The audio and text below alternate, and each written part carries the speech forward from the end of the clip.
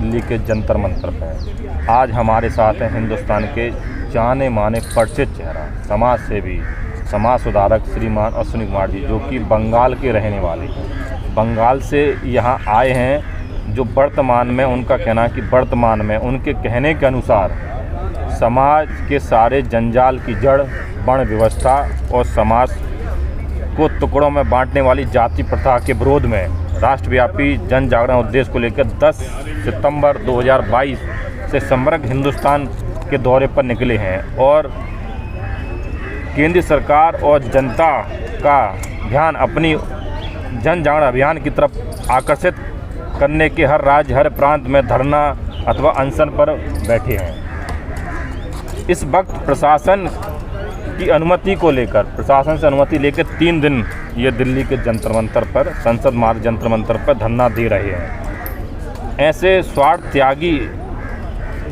इंसान आज के दिनों में विरल है। आइए इस विषय पर उनसे कुछ बात करते हैं। तो सर, पहले तो सर आपका बहुत बहुत स्वागत है सर हमारे चैनल पे।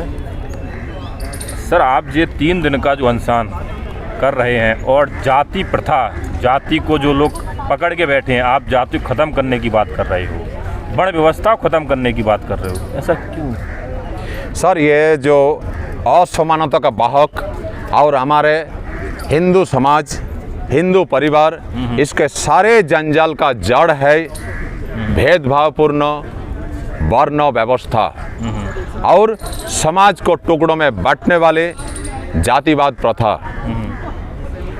हिंदू कभी भी स्वयं को संगठित नहीं कर पाते हैं युगों युगों से, सिर्फ इस भेदभावपूर्ण वर्ण व्यवस्था और जाति व्यवस्था के कारण। तो सर, हम जानना चाहें जाति व्यवस्था आई कहाँ से, वर्ण व्यवस्था कैसे पनपा समाज में, जो कुरीतियाँ हैं तो कैसे पनपी सर? सर, हम कुछ भी भाषा का प्रयोग करेंगे, एक बहुत ही एक आदरपूर्वक करेंगे, ठीक है ना।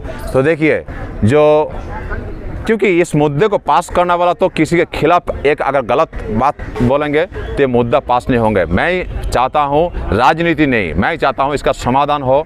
इसीलिए हम हर किसी जो इसका विरोध में है उनके समर्थन में भी, उनके बारे में भी हम अच्छे शब्द का प्रयोग करेंगे।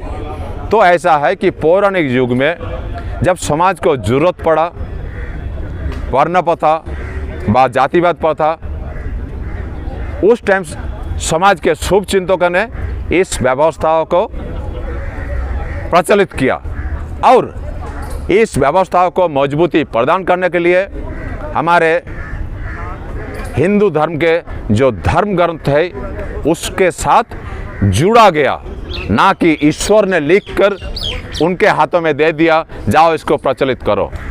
जैसा कि आपने सर हिंदू धर्म की बात कही, लेकिन हिंदू धर्म के जो मतलब कहते पुजारी संत लोग हैं वो तो वर्ण व्यवस्था की बार बार दुहाई देते हैं। देखिए, जिन लोगों का इससे पेट चलता, परिवार चलता, वो अपने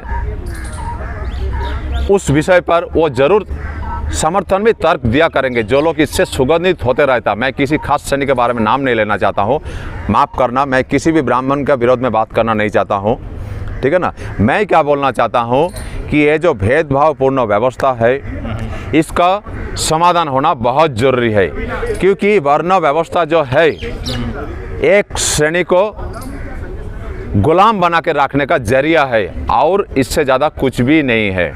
अब जो लोग अस्पृश्यता के जैसा घृण्य सामाजिक व्यवस्था के समर्थन में तर्क दिया करते थे, वो लोग वर्ण व्यवस्था के समर्थन में भी तर्क दिया करेंगे।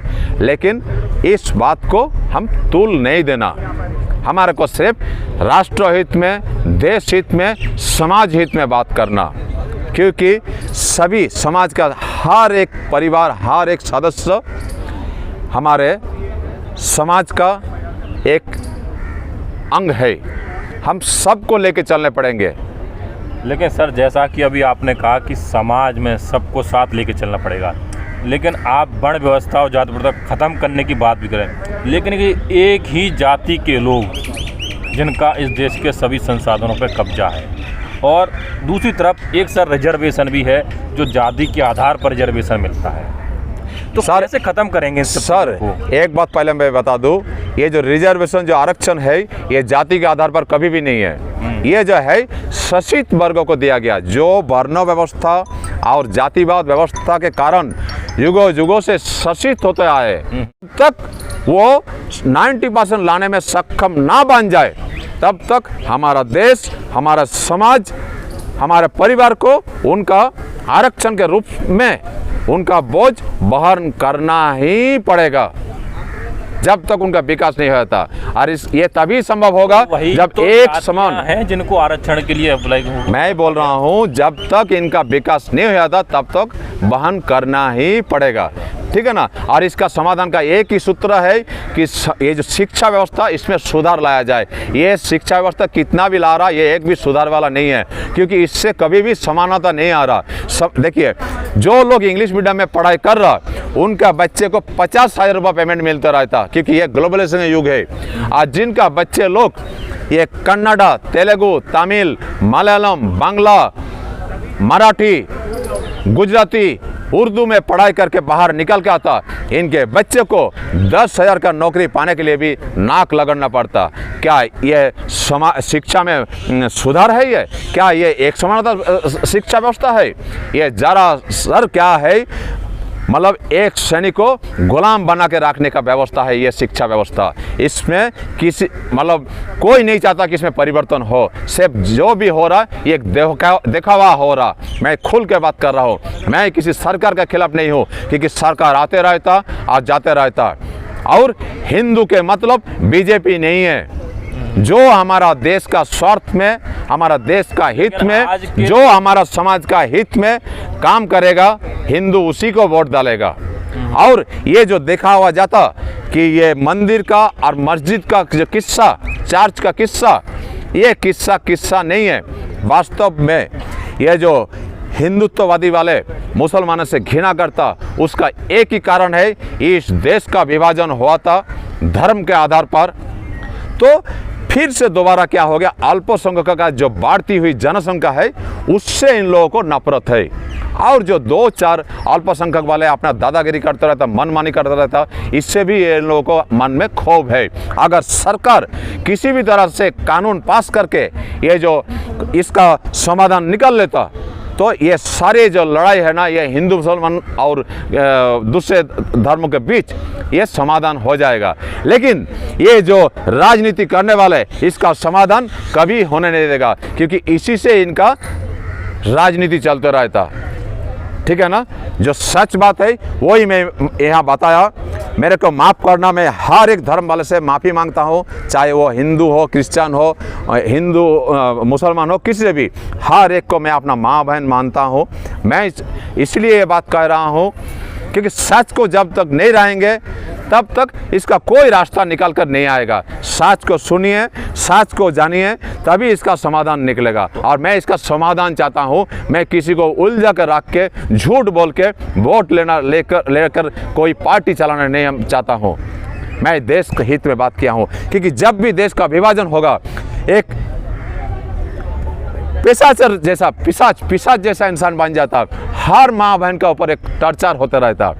जो पैसे वाले, जो बहुत सामर्थ्यवान आदमी है, उनको कुछ भी बिगाड़ता नहीं है, वो तो अपना मालामाल हो जाता।